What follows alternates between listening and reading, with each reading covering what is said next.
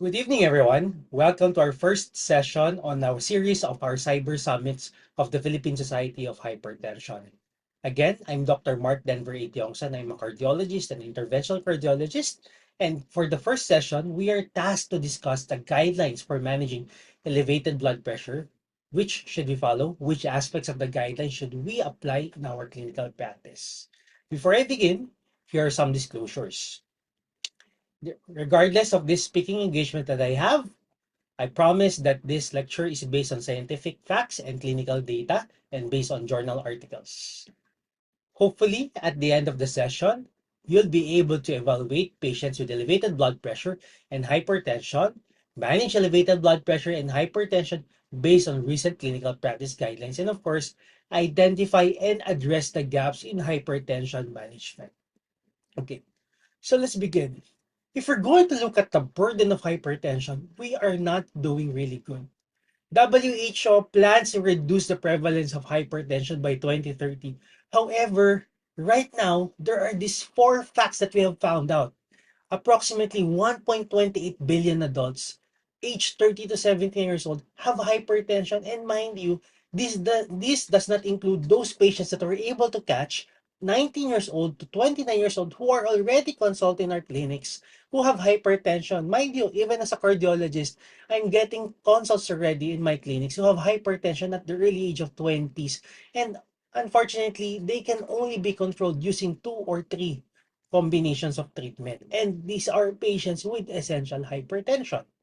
And those patients with hypertension, another unfortunate finding is that only 46%, less than half, are aware that they have the condition. And among those with hypertension, only 42%, less than half, are being diagnosed or are diagnosed and being treated. And for those who are treated, only 1 in 5 or less than 50%, 20 to 21% as a matter of fact, have their hypertension controlled or under control.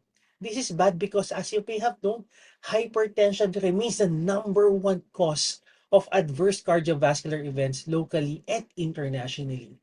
And if we're going to look at the Philippine data, based on the Presyon for trial, which was published in the 2021, presented at the Philippine Heart Association, if we're going to look at the prevalence of hypertension in the country, from 1992 to 2021, over the last 3 decades, there has been an increase significantly in the prevalence of hypertension in the country.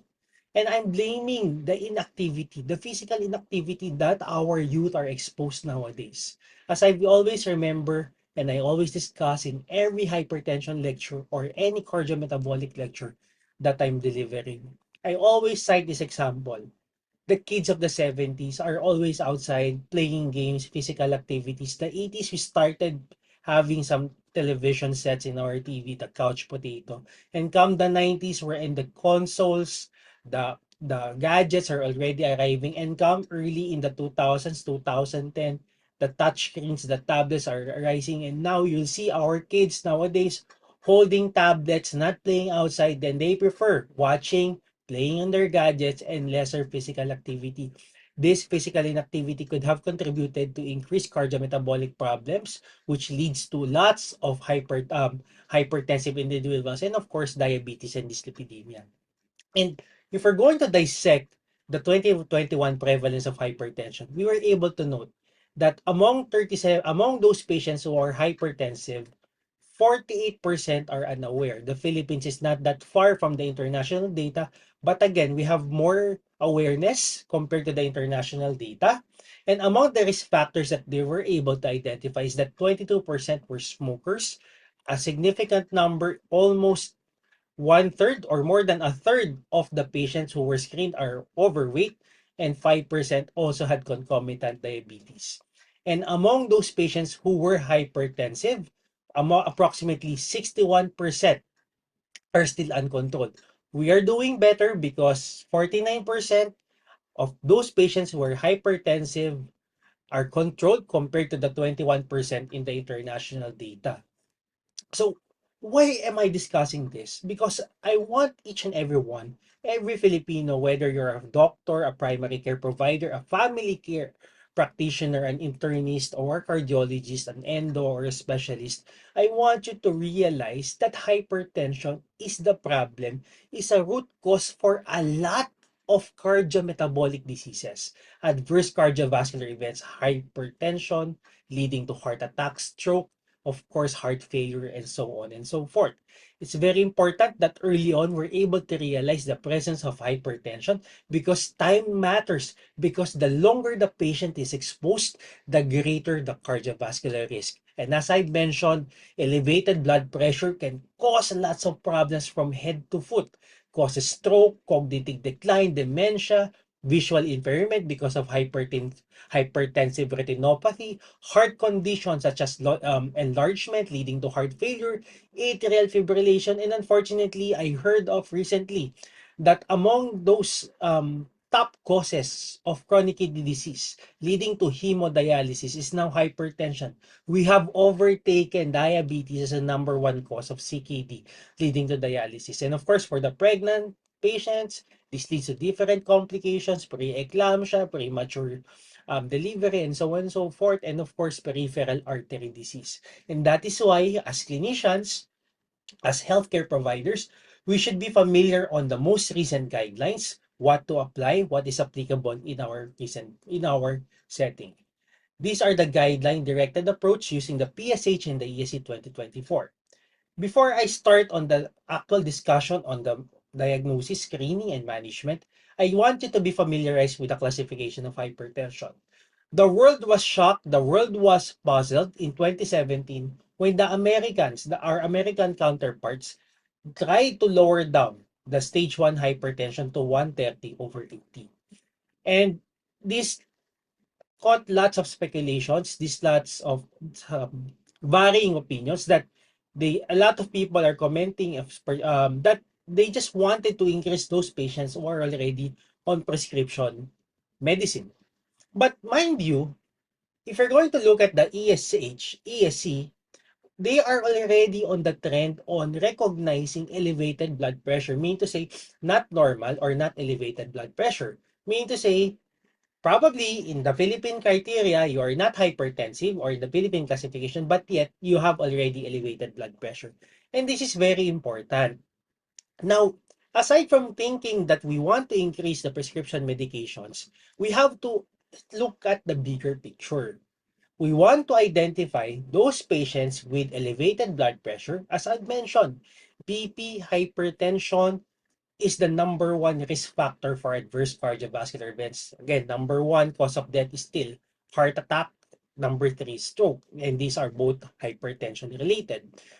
As early on, again, we're seeing younger and younger patients. We want to catch these patients who have elevated blood pressure, BP of 130 over more than 70, and stratify them and advise them early intervention. It's not always pharmacologic treatment. There is also non-pharmacologic treatment, weight loss, increased physical activity, and of course, dietary changes, and so on and so forth. And having this intervention might not push our patients to higher blood pressure levels, and we're able to target an optimal BP with non-pharmacologic management. And based on risk factors, these are the things that we need to decide on whether we need to initiate treatment or not. So having said that, when do we need to screen for hypertension? Based on guidelines, it is recommended to screen our patients for age for less than 40 every 3 years. Of course, that's a bare minimum. You can do it every 6 months annually or every year for patients more than or equal to 40. For those patients who are at higher risk, you can screen them much, much earlier or much, much frequently. Now, how to diagnose hypertension? We have three ways to diagnose hypertension. First is doing office blood pressure. Traditionally, you have to get at least 140 over 90 in two separate visits. Home blood pressure monitoring with an average of 135 over 85. And of course, the newer and better trend to measure BP variability and of course, look at blood pressure control is the 24-hour ABPM. To diagnose hypertension, the ESC 2024 have produced this table. And again, for patients with hypertension, it should be an office BP of at least two separate measurements of 140 over 90, home BP and ambulatory blood pressure of 135 over 85. And when do we initiate treatment? That's another good question. for those patients, this is what I'm trying to allude earlier on. For those patients with elevated blood pressure of at least 130 over 80, or in the ESC guidelines, 130 over 70, with high risk or very high risk profile, okay, we can initiate pharmacologic treatment. Hypertension, baseline, 140 over 90, are recommended to undergo pharmacologic treatment with a target blood pressure of 120 to 129 over less than 80. Now, what should we start our patients on? For patients with uncomplicated hypertension, we can start our patients with the first-line recommendations such as your ACE, ARBs, or calcium channel blockers, thiazide or thiazide-like diuretics, with an ideal combination of a RAS blocker, which is your ACE or an ARB, plus a calcium channel blocker or a thiazide-like diuretic. Internationally, they're recommending to use a single pill combination, but in the Philippines, wherein lots of factors are being considered, we can use free combinations if single pill therapy is not available or not affordable. Now, what should we start the patient on? We should start on a combination of an ACE and ARB plus calcium channel blocker. There are emerging treatment with low dose combinations which has proven satisfactory results compared to a monotherapy. And if on follow-up after a month, the patient still is not controlled, we can do triple combination, ACE, ARB, calcium channel blocker, plus a diuretic.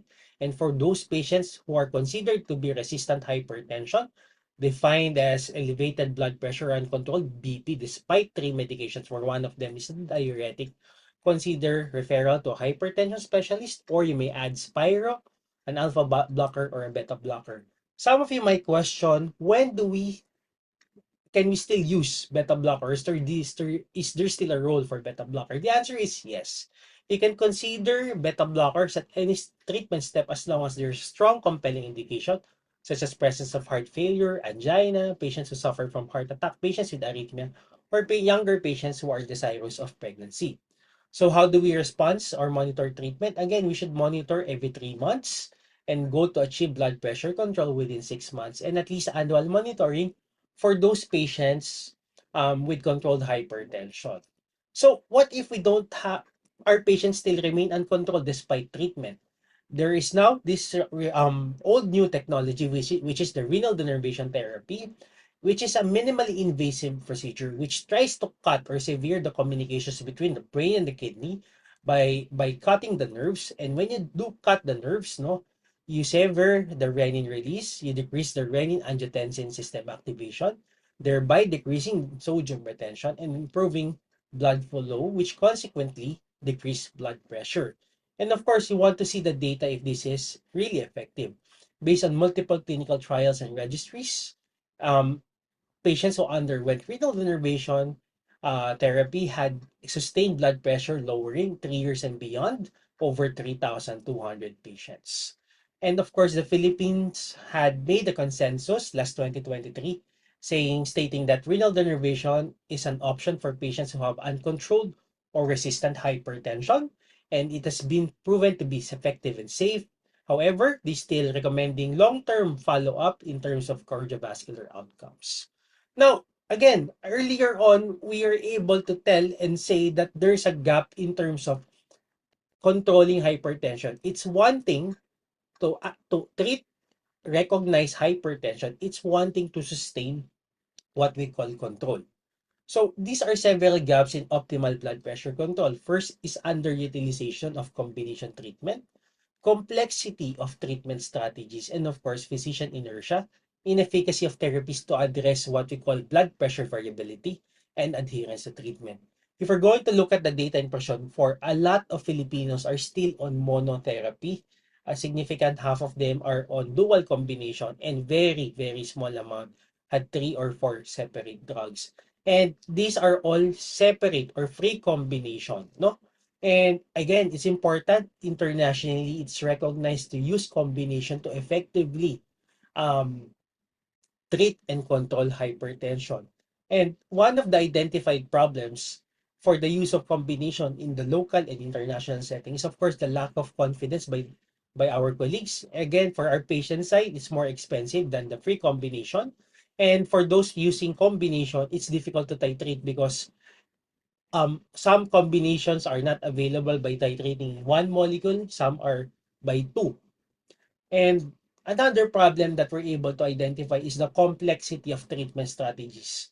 Polypharmacy leads to confusion, less follow-up, less confidence, and studies have shown that more than twice daily dosing, patients who are taking two or three more drugs are associated with 38% increased risk of non-adherence.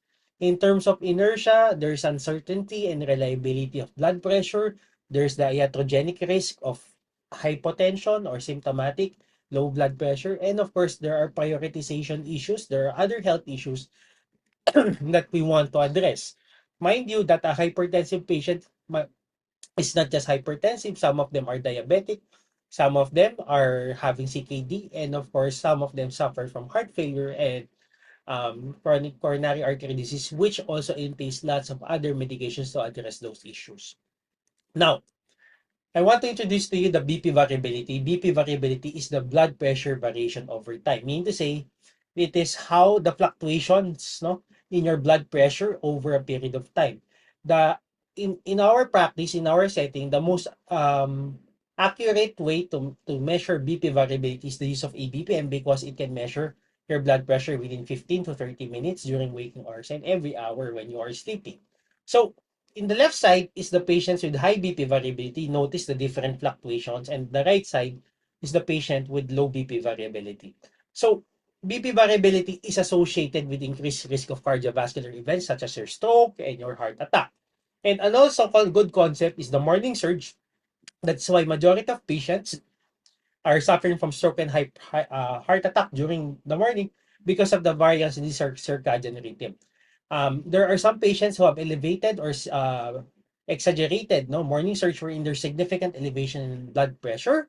Also, among patients who are sleeping at night, they have what we call the deeper phenomenon. Those patients who are non-deeper, mean to say the blood pressure do not dip or lower by 10% during sleep, are associated with increased risk of adverse cardiovascular events. So these are the gaps that we're able to identify, and we should be able to address these gaps in order for us to improve blood pressure control and of course decrease the risk of the complications of hypertension. First, the underutilization of combination treatment. We are encouraging primary care providers to utilize combination and make cost-effective alternatives with wide range dosing availability.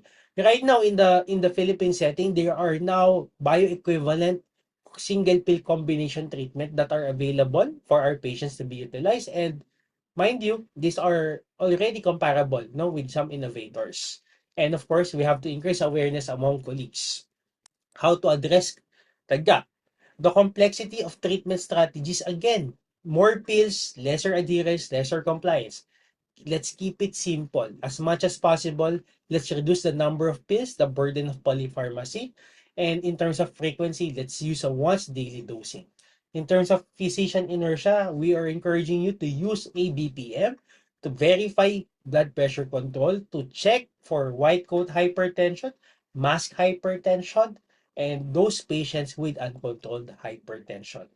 And to address BP variability, we need medications that have sustained BP lowering effect over 24 hours, medications that can properly address morning surge, and of course, clinically proven to reduce atherosclerotic cardiovascular disease. One of the questions being asked every time we deliver a hypertension lecture is when is the best time to give your antihypertensive meds? We have the time study wherein there's when we discuss when they look at evening versus morning antihypertensive medications, and it was found out that there's no significant difference whether you give your medications at night or in the morning. And this was supplemented by the ongoing trial in Canada, the BedMed trial, no?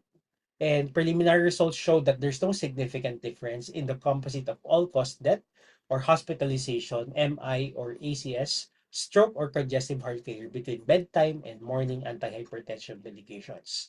And these gaps were also recognized in the ESC 2024 when we initiate, when we implement, and we persist. So, in initiation, we have to communicate always the benefits and safety of the medications that we're utilizing. A common concern is that these patients who are suffering from hypertension are afraid to take the medications because it might damage their kidneys and liver, and we have to tell them that these medications are actually there to help preserve renal function, prevent organ damage. In terms of implementation, again, patients do not want to take, and we have to encourage them to habitually take the medication. Again, simplify the drug regimen. Let's decrease the polypharmacy. Let's reduce the pill burden. And failure to persist means to say patient discontinues the treatment. Let's always motivate and discuss, because the the the the patients who try to discontinue their medications are also at risk of developing these adverse cardiovascular events. The risk goes back to baseline when we discontinue the medications. And to adhere, again, once daily dosing, effective, with minimal side effects, and of course, cost effective. So implications of these gaps: patients should take their BP medication when they are least likely to forget. Use a simplified therapeutic strategy. Once daily dosing, use a single pill combination to improve adherence. And of course, we need a long-acting, clinically proven antihypertensive agent with sustained 24 blood pressure lowering effect that also has effect on adverse cardiovascular events. So in summary, hypertension remains to be a major modifiable risk factor for cardiovascular disease. Early screening, timely treatment, often with a multi-drug therapy, are key to optimal blood pressure control. Using antihypertensive agents with favorable properties can improve control and adherence. With that, thank you very much for attending our first session on the Cyber Summit, and we hope to see you again in the succeeding sessions. Maraming salamat po and magandang gabi.